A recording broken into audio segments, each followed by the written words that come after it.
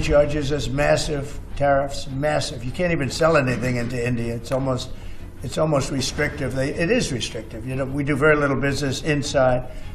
They've agreed, by the way, they want to cut their tariffs way down now because somebody's finally exposing them for what they've done.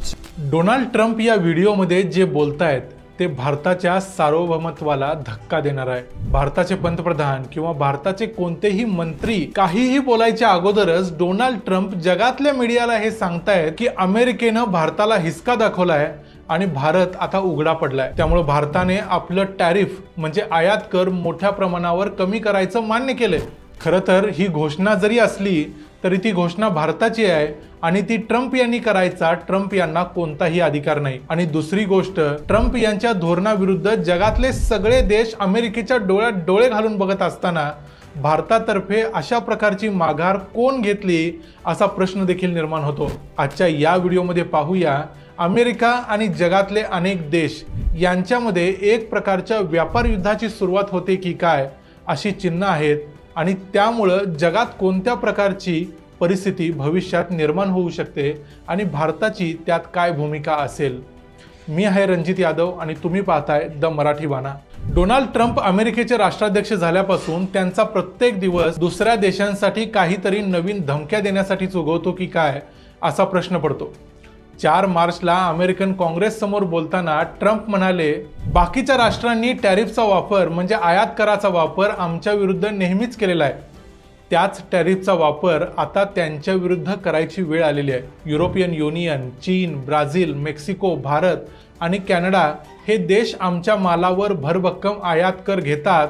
आम्ही त्यांच्याकडून घेतो त्यापेक्षा खूप जास्त हा कर असतो. हा आमच्यावर अन्याय आहे.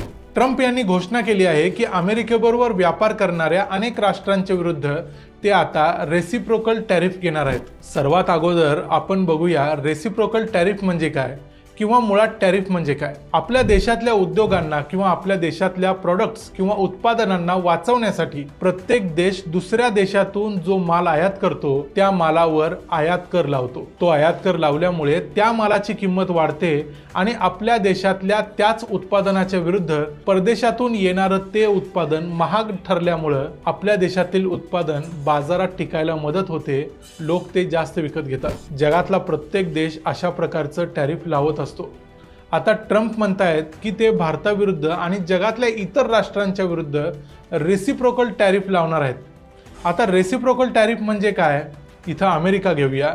जर एखादा देश अमेरिकन वस्तूंवर जास्त आयात शुल्क लावत असेल तर अमेरिका देखील त्या देशाकडून येणाऱ्या वस्तूंवर जास्त आयात शुल्क म्हणजे टॅरिफ लावेल असं ट्रम्प सातत्यानं म्हणतात. यालाच रेसिप्रोकल टॅरिफ म्हणतात. डोनाल्ड ट्रम्प यांनी चीनकडून येणाऱ्या सर्व मालावर अगोदर 10% आयात कर घोषित केला होता. आता त्यांनी तो वाढवून 20% केलाय. मेक्सिकोकडून येणाऱ्या मालावर त्यांनी 25% आयात कर घोषित केला आहे. अमेरिकेत आयात होणाऱ्या स्टील आणि ॲल्युमिनियम यांच्या आयातीवर ट्रम्प यांनी 25% आयात कर घोषित केलाय. ज्याचा फटका भारताला देखील बसतोय आणि भारताचं मार्केट त्यामुळेच पडले. भारतासाठी ट्रम्प यांनी रेसिप्रोकल टॅरिफ लावायची तयारी ठेवली आहे, पण सध्या त्यांनी कोणताही आकडा डिक्लेअर केलेला नाही. ते वाट बघतायत की भारत आपले टॅरिफ्स म्हणजे आपले आयात कर अमेरिकेच्या दबावामुळे कमी करेल की काय. ऑटोमोबाईल सेक्टरमध्ये अमेरिकेचं म्हणणं आहे की भारतानं आपला आयात कर 0% करावा. इथं कुणालाही समजेल की अमेरिकेला यातून काय साध्य करायचं आहे. इलॉन मस्कला त्यांच्या टेस्लासाठी भारताचं मार्केट पाहिजे आणि त्यासाठी त्यांना 1ही रुपया भारताला टॅक्स स्वरूपात द्यायची इच्छा नाही आहे आणि आपल्या गाड्या मात्र भारताच्या मार्केटमध्ये विकायच्या आहेत. भारतानं किंवा भारताचे पंतप्रधान नरेंद्र मोदींनी या विषयावर अमेरिकेला कोणतेही उघड उत्तर दिलेलं नाही. भारताचा अमेरिकेबरोबर $119 बिलियन व्यापार आहे, ज्याच्यामध्ये $77 बिलियन एक्सपोर्ट भारत अमेरिकेला करतो. भारतानं अमेरिकेविरुद्ध कोणताही शब्द उच्चारलेला नाही. उलट अमेरिका जे आयात कर कमी करायला सांगेल ते कमी करायचं काम भारत करतोय. पण जगातले बाकी देश मात्र असं करत नाहीयेत. चीननं तर ट्रम्प यांना स्पष्ट सुनावलंय की जर अमेरिकेला युद्धच हवं असेल तर मग ते टॅरिफ युद्ध असो, व्यापार युद्ध असो किंवा आणखी कसलंही युद्ध असो, चीन ते शेवटपर्यंत लढेल. कॅनडाचे पंतप्रधान जस्टिन ट्रुडो यांनी तर ट्रम्प यांची खिल्ली उडवली. ते म्हणाले अशा प्रकारचं टॅरिफ युद्ध छेडून कॅनडाला नामोहरम करायचा प्रयत्न करणं म्हणजे एक मूर्ख प्रकार आहे. त्यांनी आपल्या भाषणात डोनाल्ड ट्रम्प यांचा उल्लेख डोनाल्ड असा केला आणि हा उल्लेख मैत्रीपूर्ण नव्हता.